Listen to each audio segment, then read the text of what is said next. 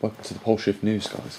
I'm in central England here. It went down to about -6 degrees last night, so it went cold, and as you can see outside, there's probably a centimetre of snow coverage out there.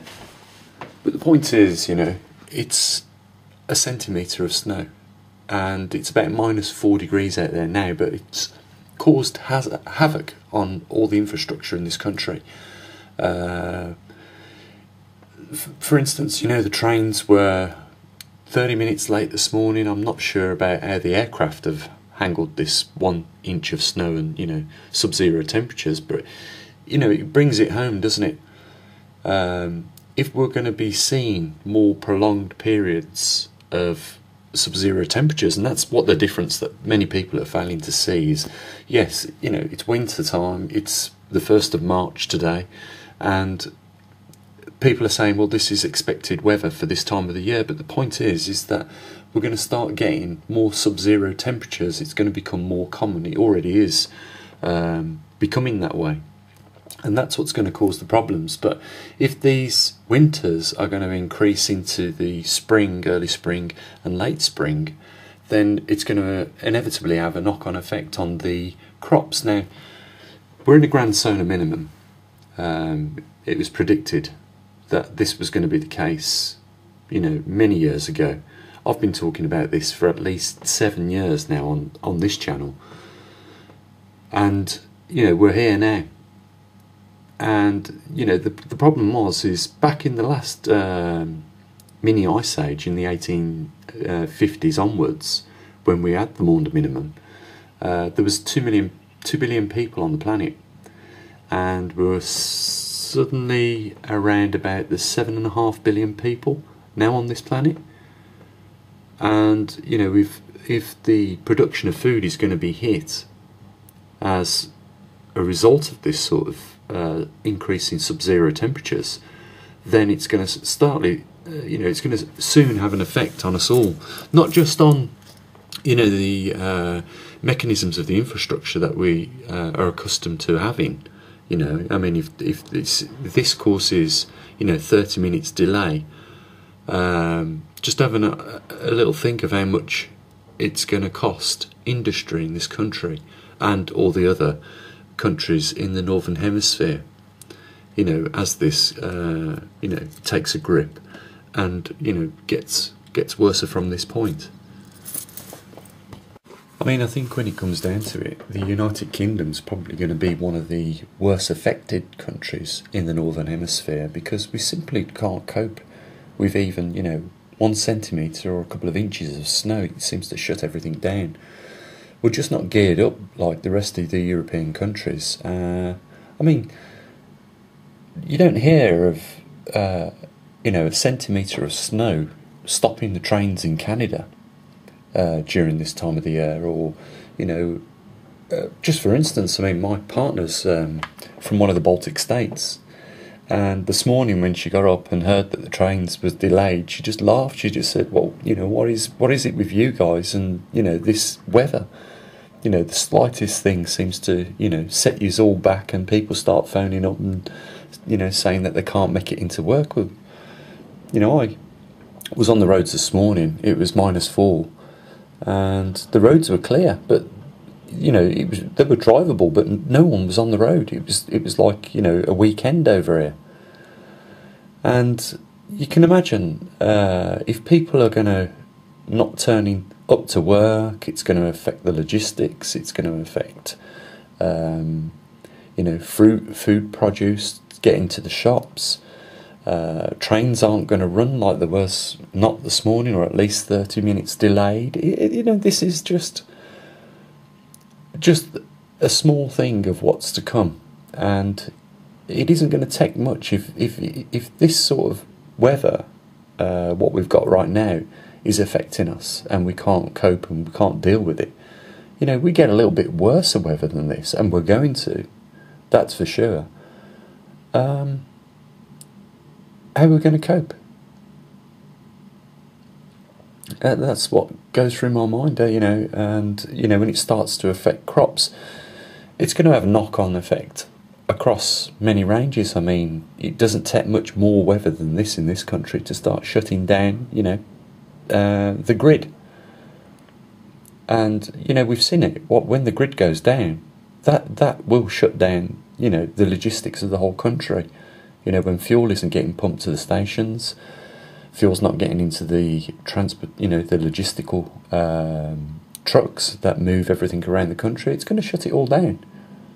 I don't think people are even aware of just how little can have such a big impact on everybody's daily life. I mean, can you imagine if you can't get food for 3 weeks because of a small problem like this? The problem is I think it's compounded when we have a small problem. Like, for instance, if the grid does go down it causes a significant amount of damage across the country, it's not going to be put back together in a matter of 3 weeks. And this is one of the things I try and emphasise on this channel. Are you ready for such an event? Because we're here now, guys, and as time goes on from this point on, I know in 3 months' time, when the summer's here, you're not going to be thinking about the winter coming. But have people prepared for this? I don't think so. Another thing that I come across the other day on the internet was, we all go on channels like this that the mainstream media aren't covering the stories. If you just do a search, they have covered the story, albeit once or twice. It's not something that has been driven home to the people in the Northern Hemisphere, though. That's another thing. It's like, people think that this is a normal winter, and that they're oblivious to the increase in the amount of times we hit sub-zero temperatures now. But anyhow, I thought what I'd do is, on the other end of this video, I think the message is, is just make sure that you've got some provisions put up for your families, just in case. It might not be this year, you'll need them, but, for the foreseeable future and these winters to come, they're going to get worse. So long as the sun production of sunspots remains low. The graphs are on poleshiftnews. If you go into solar data, I've put plenty up there. Some people are saying that it's been depleting for the last 33 years on the last 3 solar cycles, but it's not. If you have a look, you'll see 11,000 year chart there. From 11,000 years, it has been depleting. It's not been going up, it's been going down for the last at least 11,000 years, and yes, for the last 33 years on this planet. Temperatures have started to creep down, especially from 2007. And I think if mainstream science was honest, they would say, okay, now we are starting to see something different affect the climate on this planet. We might have enjoyed a period of time during the 80s, say 70s to 2000, where we had warmer periods. And that was just, if you look at the solar cycles of the last 400 years on poleshiftnews, you'll see it was because we simply had more sunspots. Science, mainstream science now needs to come clean about what drives global climate, because it is solely related to, excuse the pun, but it is directly related to sunspots and the production and the amounts of them, and not CO2, because we see CO2 now. If you go into the climate on poleshiftnews, you'll see that the CO2 is still going up, but climate is coming down. The other thing is, you might hear now and then people talk about the grand solar minimum, and that we are definitely in another grand solar minimum. Look, the evidence is there. Just, go on the website, you can see the sunspots are where they are. There's barely, a week goes by now where there's, just a few sunspots. We're definitely in the Dalton minimum period of times, which doesn't seem to have been mentioned many places. And, well, guys, don't you? I suppose the message is just, be ready for this, because we're at the door of things to start getting worse. It's sobering, really, when you think about it. You know, 7 years we was talking about this happening. Now it's happening. You know, it changes everything. But the big matter is that we're also facing a magnetic reversal, and sunspots can drive the climate down, but the magnetic reversal can also do the same. You know, there's a lot of things now that are all compiling on top of each other, and they're about to take place. This is about to get worse. I think, you know, if you've been studying the trimagnetometer data on the channel, you'll see that there hasn't been a lot of movement in the magnetic poles, and that's because when the temperature is down over the northern hemisphere, it will hold its magnetism strength.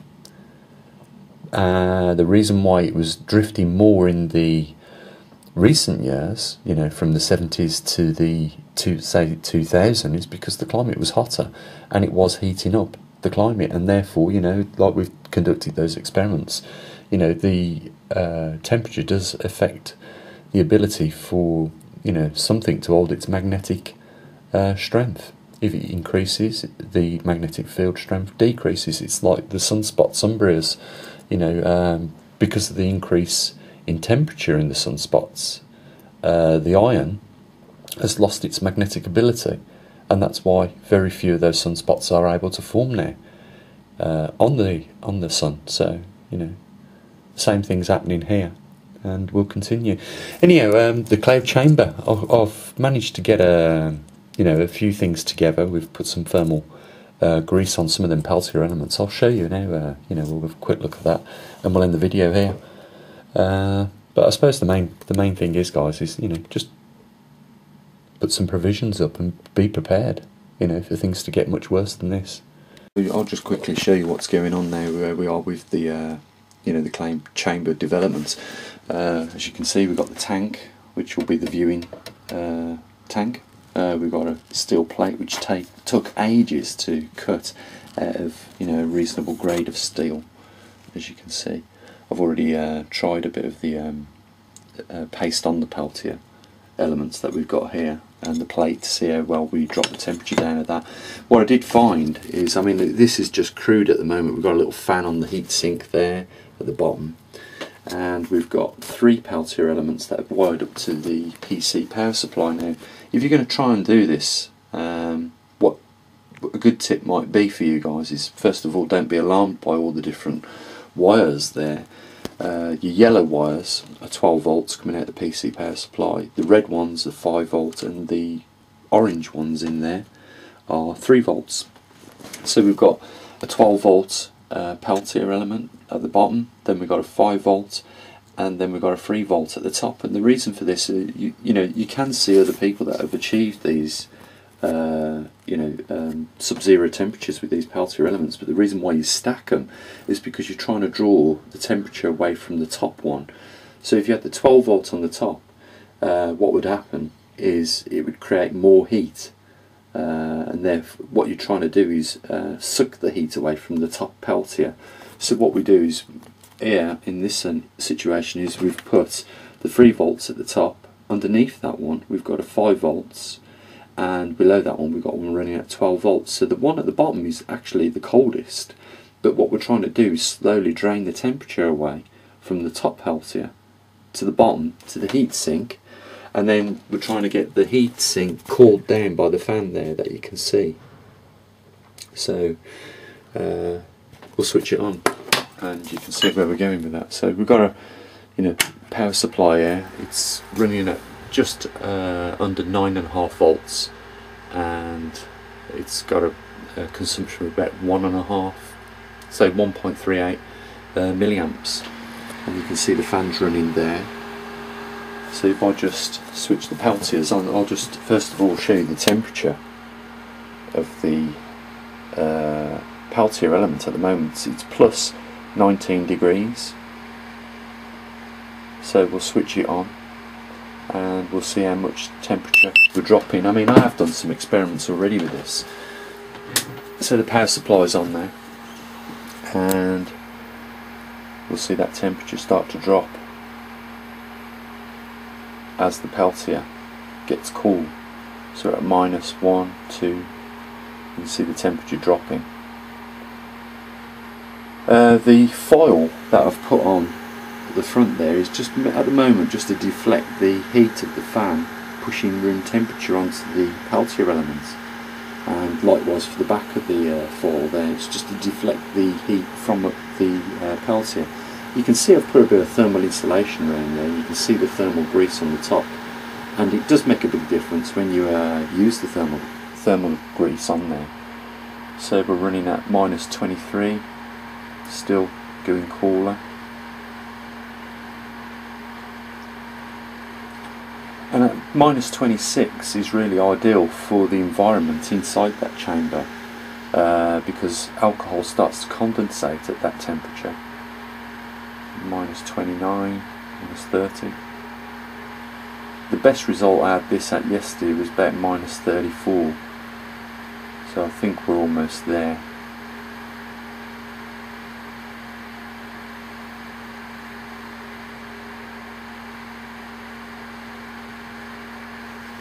And we're still running, you know. I could run the fan at 12 volts if I wanted, which would push a bit more of the heat out there. That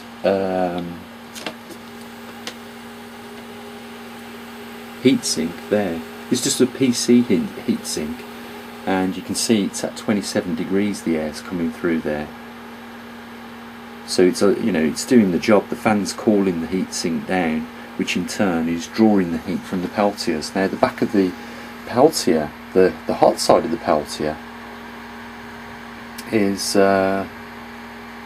hot. You know, if without cooling it would be extremely hot.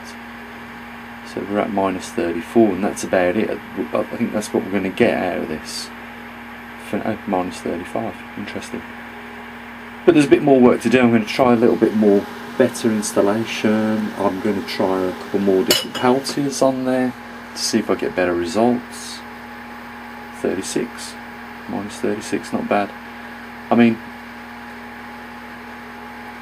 I'm going to try and get that top peltier as cold as I possibly can, because we want at least -26 in the cloud chamber for, you know, a good result. So yeah. Oh, just another thing is, right guys, if you are going to build one of these with a computer power supply, this was what baffled me a little bit. You can see I've had to tape two of these wires together, and that's just to let this power supply know that it's like switched on. If you don't connect these two wires together on these power supplies, then you're not going to get any power coming out of them. It's only until you've connected these two or bridged these two wires that you actually get the power to run through them. So yeah, you can see we've built a little bit of a base for the unit. That power supply will fit on this part of the unit, and then we'll put in some casing. That steel plate will go on top of the peltier. You can see actually, if I just scrape a little bit of this, we're starting to condense the air on the top of the peltier.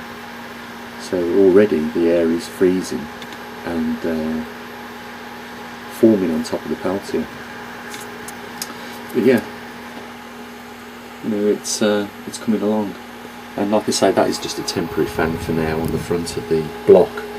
It's just to you know, do some tests, you know, like such with the, you know, one of the couple of tests I've done yesterday is, you know, without thermal grease, that stuff there, it does make a massive difference adding the thermal grease to the laminates of peltiers, and then, you know, the bottom peltier being thermal greased onto the block, you know, the heatsink at the bottom makes a big difference. Altering the you know, the volts to the fan so that the fan turns faster makes a small amount. I thought it would make a lot bigger difference, but you know, I was running it at 12.5 volts yesterday, and it didn't really make much difference to the cooling of the heatsink.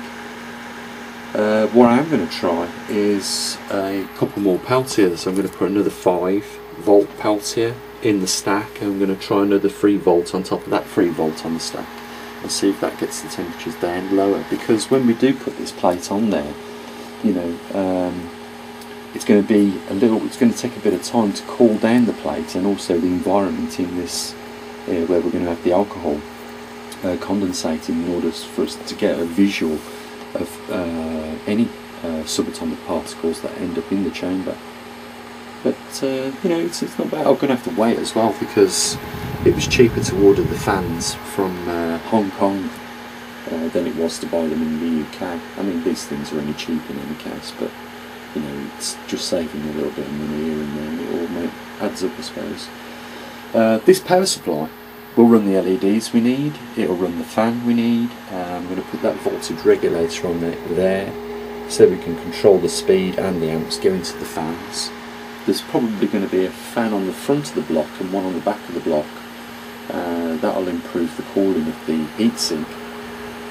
And you know, I was thinking about insulating, because really we only need one window into this cloud chamber to view what's going on in there. So the rest of them I might insulate as well, and black them out.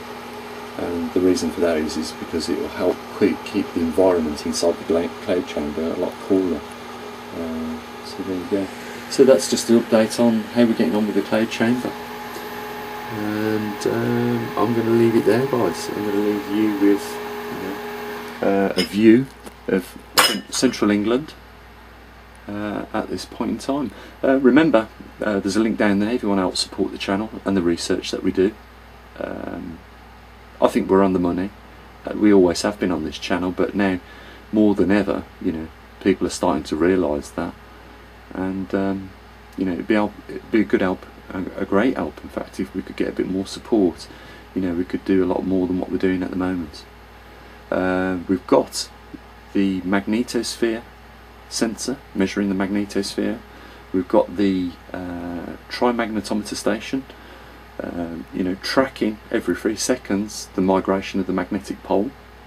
And in around about 3 months, we're going to be able to, you know, do some forecasts as to, you know, if things remain at this current pace, you know, what we're likely to expect, and how long it is going to be probably before we see, you know, the pole migration take place. So, you know, guys, it's well worth you know, sticking with us here on this channel, because we're not just talking about these events, we're actually, you know, doing a little bit more. Like I say, it's you know, this is an observatory now which is monitoring these events, so you're going to get accurate information, not from other sources, but from, you know, people just like yourself, you know, who have an interest in this topic and want to keep our eyes on what's going on. So, you know, I'll leave it here. You enjoy the rest of your week, and let's hope that if you're in this country, it doesn't cause too much trouble for you, this weather that we're experiencing. As always, bye for now.